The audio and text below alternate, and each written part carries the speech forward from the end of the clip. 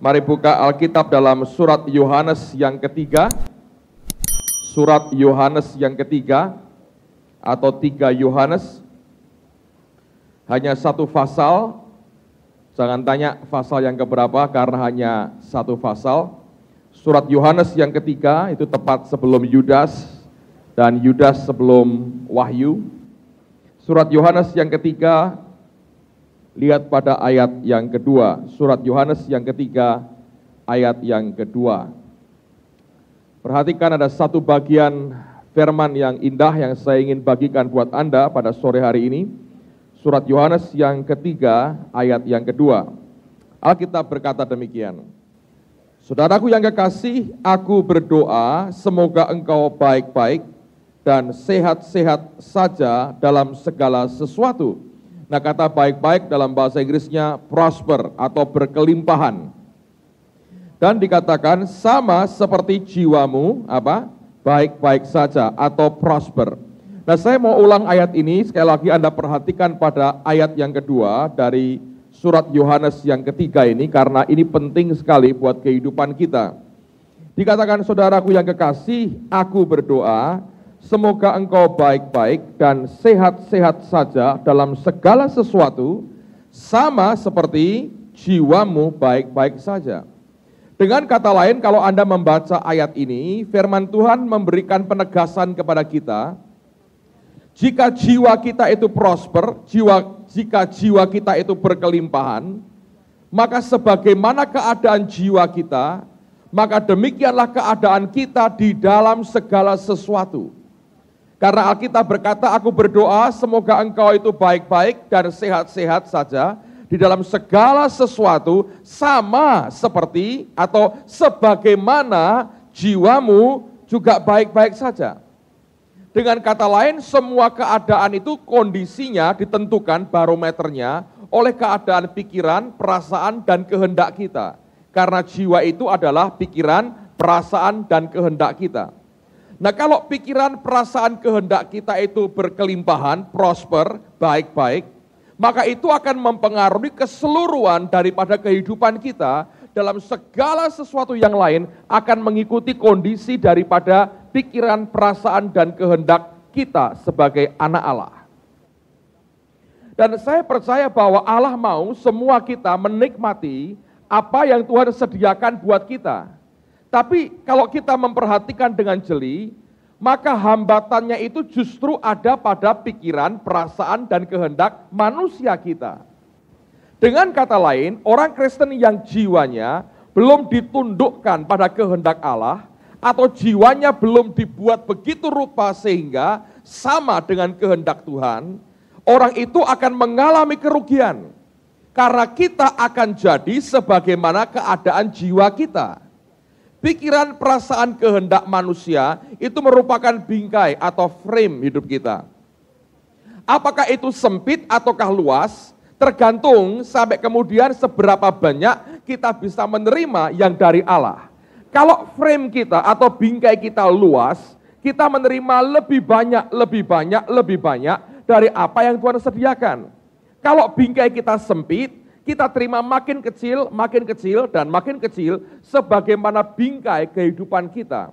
Dan itu bingkainya ada pada jiwa kita, yaitu pikiran kita, perasaan kita, dan kehendak kita. Jadi kalau kita mau segala sesuatunya itu berkelimpahan atau baik-baik dan sehat, maka jiwa kita mesti berkelimpahan dan juga sehat. Dengan demikian, untuk membuat jiwa kita itu baik dan sehat, berkelimpahan dan sehat, kita harus selaraskan dengan kehendak Tuhan dalam kehidupan kita. Nangkep saudara ya? Nah, kalau ini bisa dimengerti, kita punya kerinduan besar sebetulnya. Tuhan, aku ingin kenal Engkau lebih lagi. Karena kalau kita makin kenal dengan Dia, maka bingkai kita itu akan makin luas. Orang yang tidak terlalu kenal dengan Tuhan, maka bingkainya sempit. Dia punya pandangan, dia punya pendapat akan Tuhan yang berasal dari dirinya sendiri. Tapi kalau bingkainya makin besar, itu karena dia makin kenal Tuhan lebih banyak lagi. Saya beri contoh. Kalau Anda kenal dengan seseorang, dengan Hengki, dengan Christian, dengan siapapun lah, ya. Kalau Anda lihat mereka dari tempat duduk saudara, waktu mereka memimpin pujian, menyampaikan firman di mimbar, Anda melihat dari satu kacamata atau bingkai yang tidak terlalu besar. Engkau mengenal mereka sebatas engkau amati dari jauh. Tapi makin engkau mendekat kepada mereka, makin dekat bergaul makin erat, saudara makin ngerti, oh orang ini ternyata begini. Nah, pergaulan dengan Allah itu akan membuat kita makin mampu memperhatikan, mengamati, dan mengalami Tuhan, sehingga cara berpikir kita, perasaan kita, kehendak kita akan Dia itu berubah. Nah, begitu jiwa kita jadi luas, makin berkembang, makin limpah, segala sesuatunya akan mengikuti jiwa kita. Saya berharap dengan pengertian understanding ini, kita bisa makin berdoa, Tuhan, aku ingin kenal Engkau lebih lagi. Karena kalau makin sempit pengenalan kita, itu makin berat sekali. Karena Anda akan makin sempit bingkainya. Nah, makin sempit bingkainya, makin sukar buat Allah sebetulnya kerja dalam kehidupan kita. Saya beri contoh begini. Yesus pernah kembali ke kota kelahirannya di Nazaret. Alkitab berkata, di Nazaret Dia tidak bisa membuat mujizat. Hanya 1-2 yang kecil Dia buat, tapi tidak pernah bisa membuat perkara besar. Bukan Alkitab berkata Allah tidak mau, tapi tidak bisa. Kenapa? Orang Nazaret melihat Yesus sebagai tetangganya. Teman waktu kecil. Loh, ini kan tetangga sendiri. Kok sekarang ngajar kita? Nah, ketika mereka melihat tetangga lama itu datang, bingkai mereka, pikiran mereka berkata, tetangga, anaknya Yusuf Maria, perasaan berkata, kita sama-sama, kehendaknya berkata, ya kalau ini tetangga, kita sama-sama, apa yang dia bisa buat? Tidak ada kerinduan apapun untuk terima mujizat dari dia. Akibatnya apa? Bingkai mereka sempit, mereka tidak bisa menikmati kuasa Allah dan membatasi Allah kerja di dalam kehidupannya.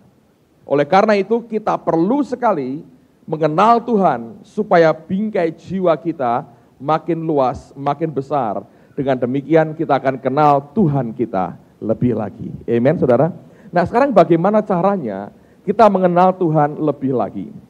Tadi pagi saya bacakan ayat ini dan saya mau bacakan lagi buat Anda. Buka Pengkhotbah pasal yang ke-7. Pengkhotbah pasal yang ke-7. Lihat pada ayat yang ke-13. Pengkhotbah pasal 7, ayat yang ke-13, saya bacakan kalimat pertama saja. Dari Pengkhotbah pasal 7, ayat yang ke-13. Saya bacakan pada kalimat pertama. Nah, saya tunggu sampai Anda mendapatkan, kemudian garis bawahi kalimat pertama saja. Ini sudah lebih dari cukup untuk membuat kita makin mengenal siapa Tuhan kita. Pengkhotbah 7 ayat 13, yang sudah ketemu tolong angkat tangannya supaya saya bisa melihat. Oke, Alkitab berkata, perhatikanlah apa? Pekerjaan Allah. Nah, dengar baik-baik saudara. Kata perhatikan itu artinya Anda melihat sambil mempelajari. Itu bukan sekedar Anda melihat. Bedanya apa? Kalau melihat, asal melihat. Memperhatikan artinya Anda melihat, merenung, mempelajari, membuat analisa, membuat kesimpulan. Alkitab mengatakan perhatikanlah pekerjaan Allah. Nah, kalau Anda bisa memperhatikan pekerjaan Allah dalam kehidupanmu, dalam kehidupan orang lain, Anda punya mata yang selalu ingin belajar, memperhatikan apa yang Tuhan kerjakan, maka akibatnya Anda dan saya akan makin kenal Dia lebih baik lagi. Nah, banyak orang Kristen hanya melihat, tapi tidak memperhatikan. Kurang memperhatikan apa yang Tuhan kerjakan. Bahasa Jawanya itu lebih enak. Kita ini mesti belajar niteni Tuhan, saudara. Ngerti niteni? Niteni itu bahasa Indonesianya apa? Bukan. Kalau meneliti itu kan riset. Ini bukan niteni. Niteni itu angel tuh saudara ya. Niteni Tuhan. Jadi begini ya. Kalau Allah sedang berbuat sesuatu dalam hidupmu, Anda ngalami Tuhan toh. Begini doa, begini kok gagal, kalau ini berhasil, yang ini kok baik, ini tidak baik. Anda lihat hidup sehari-hari orang lain, ini gagal, ini berhasil, ini maju, ini tidak maju, ini begini, ini begini. Anda lihat semuanya, lalu Anda membuat suatu pemahaman akan apa yang sedang terjadi. Perhatikan pekerjaan Allah dalam diri banyak orang di sekitarmu dan dalam dirimu sendiri. Sampai akhirnya kau bisa belajar, oh Tuhan itu seperti ini. Nah, saya pernah ceritakan kepada saudara, ketika saya dipanggil Tuhan jadi hamba Tuhan beberapa puluh tahun yang lalu, keadaan tidak sama dengan sekarang. Sekarang ini banyak pengusaha, saya baru dengar kemarin malam ada orang telepon cerita dengan istri saya, ada seorang pengusaha yang sangat berambisi ingin jadi pendeta.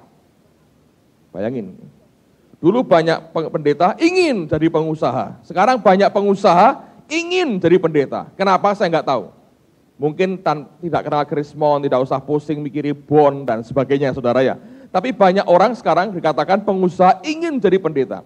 Dulu ketika saya dipanggil pertama kali, tidak ada. Yang namanya sekolah teologi itu sebetulnya sekolah orang-orang buangan.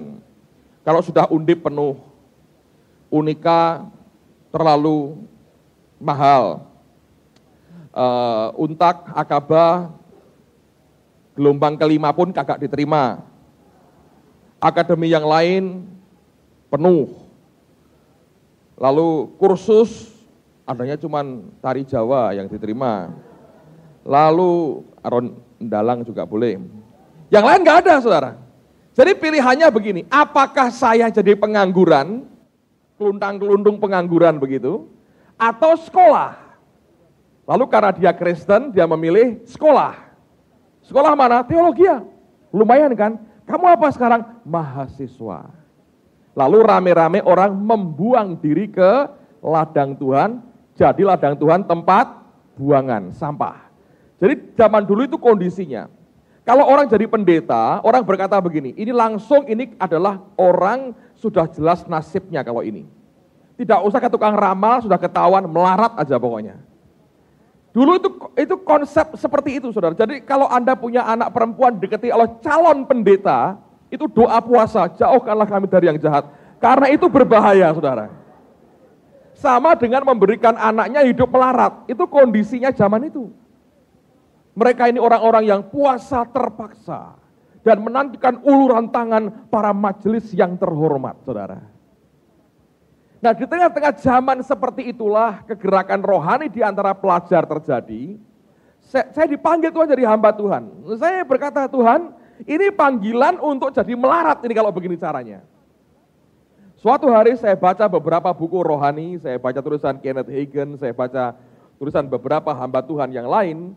Saya menemukan sesuatu yang berbeda, saya mulai menyimpulkan. Saya berkata begini dalam hati, seandainya saya tahu yang namanya iman itu apa, maka hidupku tidak akan melarat sekalipun aku melayani Tuhan jadi pendeta. Nah, karena saya masih orang baru, saudara, saya ngertinya begitu, pokoknya orang harus beriman, kalau beriman beres. Nah, saya nggak ngerti iman itu apa. Lalu karena masih baru sekali, saya tanya kepada pendeta-pendeta, Pak Pendeta, iman itu apa? Jawabannya selalu Ibrani pasal 11 ayat yang pertama. Nah, saya bilang itu saya ngerti definisinya, tapi rasanya beriman itu bagaimana? Bedanya apa dengan perasaan manusia kita? Dengan kemauan kita bedanya apa? Oh, dia berkata kalau iman itu ya dek, katanya rasanya mantap. Nah, mantap itu yang kayak apa Pak? Mantap itu yang teguh. Teguh itu apa? Tidak goyah. Tidak goyah itu apa? Percaya. Percaya itu apa? Ya itu iman tadi katanya. Muter, saudara. Tanya beberapa pendeta, jawabannya sama. Rupanya sekolah Alkitabnya sama, saudara. Dari sumber ilmu yang sama. Suatu hari setelah beberapa kali, saudara, saya ini jengkel terus terang. Ya jengkel dengan pendeta, saudara. Ini kok jawaban kok mubeng itu, kata orang Surabaya. Jadi saya ini tanya dengan seorang pendeta, sekarang sudah almarhum. Pak, iman itu apa? Mulai, oh yakin, mantap, percaya, teguh, apa itu iman lagi. Saya tahu, pokoknya ini jawabannya sama. Terus saya begini, gini aja lah Pak. Saya terus terang ya Pak ya, saya ini nggak punya apa-apa Pak. Teman-teman saya pada naik sepeda, motor, naik mobil, saya nggak punya apa-apa ini. Saya kalau pergi-pergi naik Mercy, bis kota. Bis bersama dengan yang lain-lain, saudara. Karena itu kan kendaraan umum, jadi semua boleh naik. Mercy loh tapi saudara, oh Mercy, tapi bersama-sama dengan yang lain gitu. Kan lumayan menghibur diri, saudara. Nah, saya ini capek juga lah. Saya berkata, saya kan pengen punya sepeda motor. Kalau caranya gini kan secara manusia kan kurang laku saya. Ya. Deketi siapapun naiknya apa? Mercy. Oh dari sana ke sini ganti Mercykil tambah sikil ya. Jadi saya berkata, wah ini repot caranya gini. Kita harus jaga penampilan pada waktu itu mau pasang harga lebih baik, saudara. Lalu saya berkata dengan ini pendeta, saya berkata, Pak Pendeta gini aja dah. Saya ini nggak punya sepeda motor.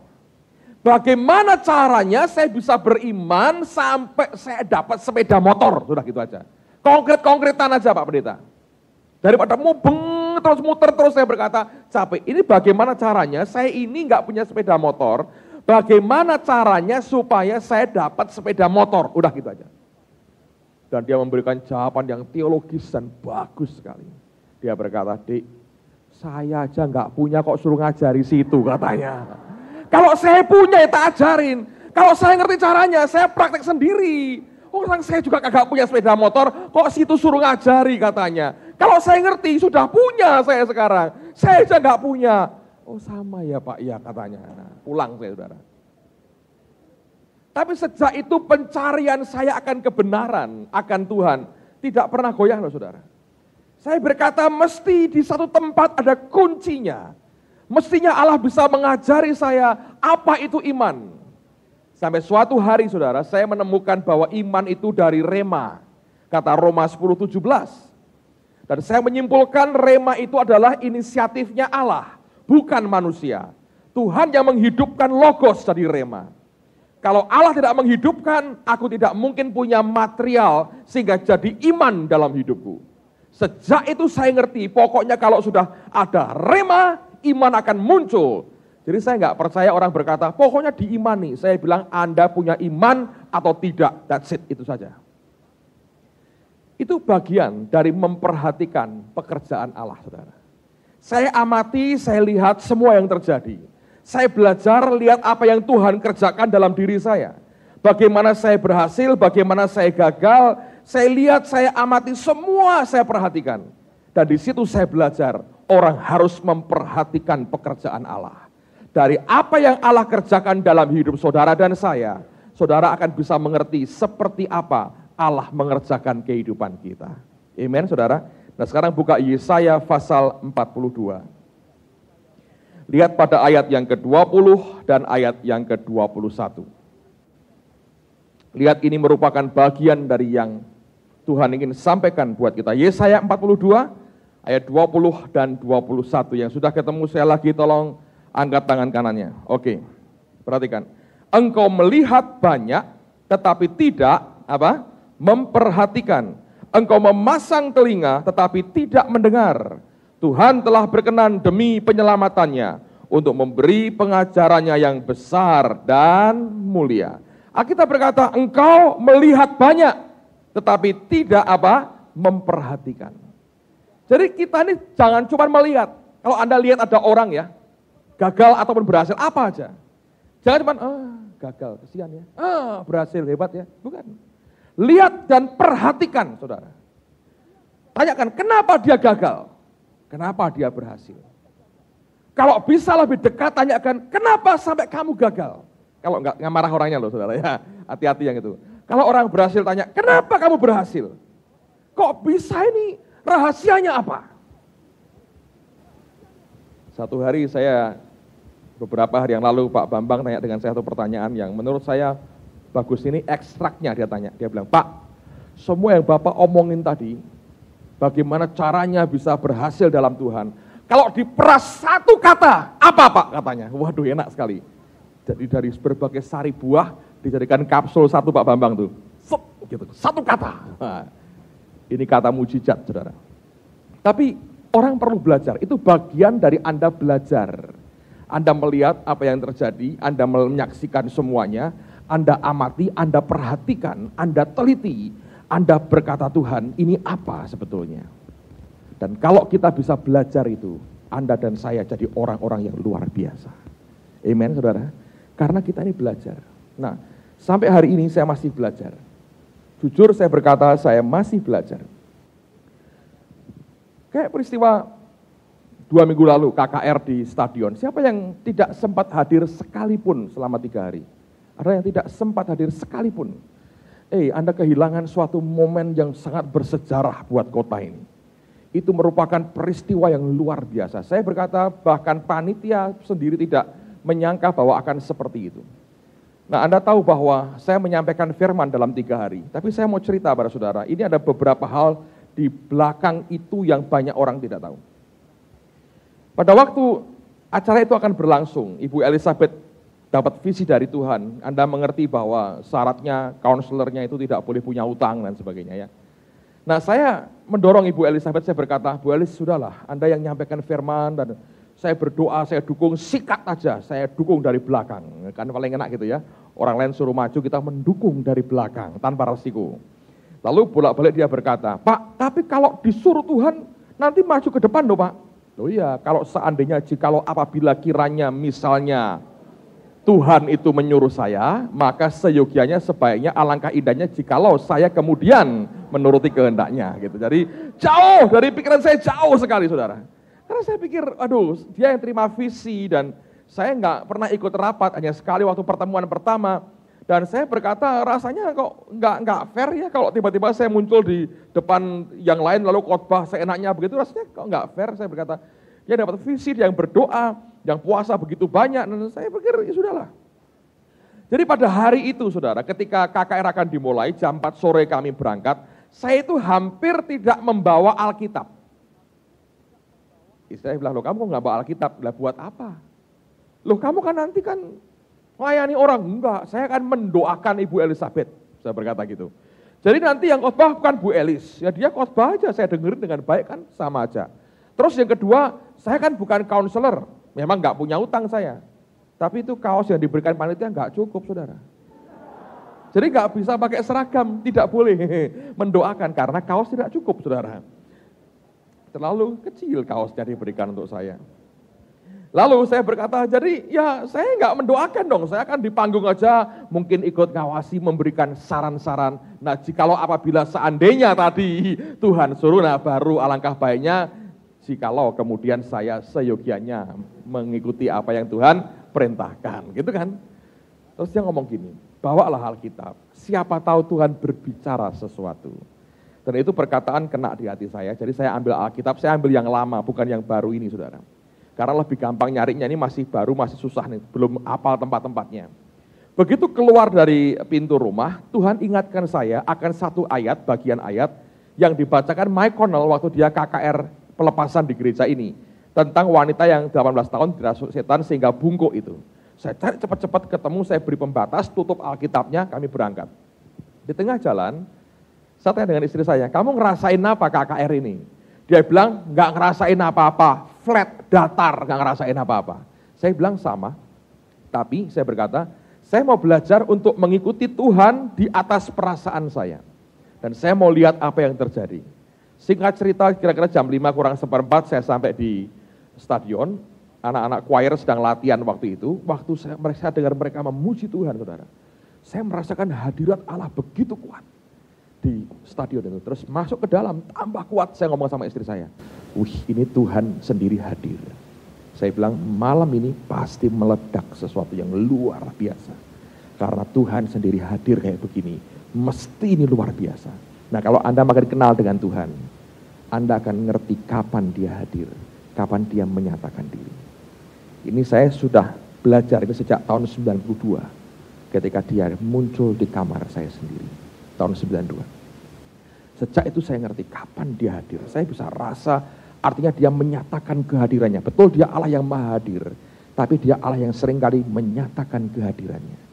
Dan di stadion saya bilang, wah ini dia hadir. Ini really, ini akan luar biasa.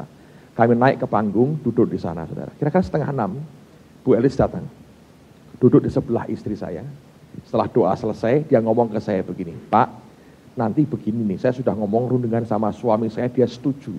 Tuh, ada apa? Saya bilang, gini aja Pak, setelah pujian, nanti saya akan bersaksi, kemudian saya akan ajak mereka memuji Tuhan lagi. Oh ya, memuji Tuhan lagunya apa Bu? Setan ora doyan, demit ora ndulit, saudara. Nah, saya bilang, oh ya bagus, saya berkata gitu. Lalu dia berkata, nah setelah itu Pak Petrus nyampein firman singkat ya Pak. Terus di altar call didoakan sekalian. Pertamanya nggak mikir, langsung saya bilang, ya gitu saudara ya. Ketika pujian dimulai, pikiran saya jalan. Nah saya mikir begini, nyampaikan firman, beres, Tuhan sudah kasih ayat. Altar call orang terima Yesus orang harus dibawa kepada kerajaan surga. Mendoakan orang, itu kan di spanduk itu kan tulisannya kalau Anda gagal, susah, gagal, miskin dan sakit,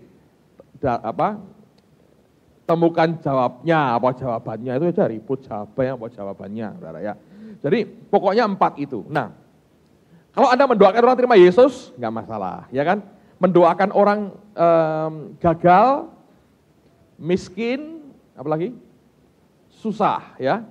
Nah, itu kan juga tidak langsung ketahuan hasilnya tuh. Apa kalau orang gagal didoakan langsung berhasil? Berhasilnya apa? Wong di lapangan dia. Belum kerja kan? Kalau orang susah apa langsung guyu-guyu?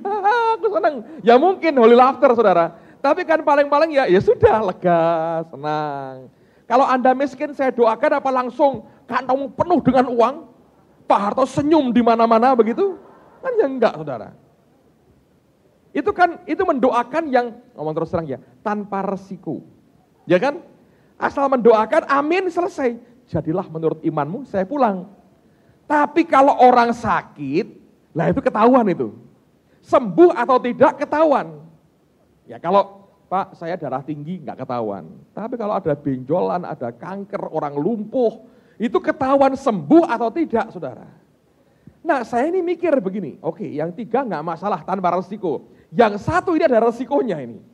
Lalu saya perhatikan gini, dulu kalau saya lihat di KKR, di TV, Benny Hinn, Peter Youngren, begitu orang itu sembuh, kan suruh maju ke depan ya, bersaksi, sakitnya apa, dari apa, disembuhkan dan sebagainya, diwawancarakan, lalu orang semua menyaksikan bagaimana roh Tuhan kerja luar biasa.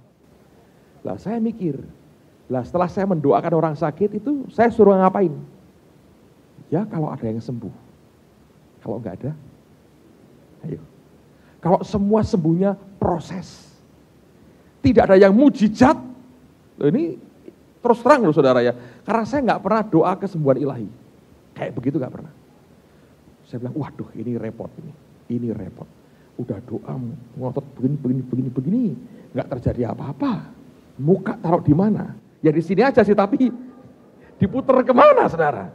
Suruh ngapain? Itu kuasa milik Tuhan. Kita hanya saluran. Kalau rekodnya mungkin mendoakan orang lebih banyak enggak sembuhnya daripada sembuhnya. Mendoakan orang mati lebih gampang. Tuhan terimalah di sisimu. Wah langsung bablas itu saudara. Kalau kanker sembuh, nah itu agak aneh itu ya. Sebetulnya tidak aneh, kebalik saudara. Tapi itu kan kenyataan. Ini yang saya buat saudara. Saya bilang ini, oke Tuhan. Ini kalau saya berdebat terus dengan pikiran saya enggak selesai, akhirnya toh masuk ke depan juga. Saya bilang Tuhan gini aja lah. Ini bukan ide saya, bukan kemauan saya, bukan permintaan saya, bukan mau saya pokoknya. Ini maumu. Jadi begini aja, kita buat agreement, perjanjian. Saya lakukan bagian saya, terus saya bilang mohon dengan hormat, lakukan bagianmu Tuhan.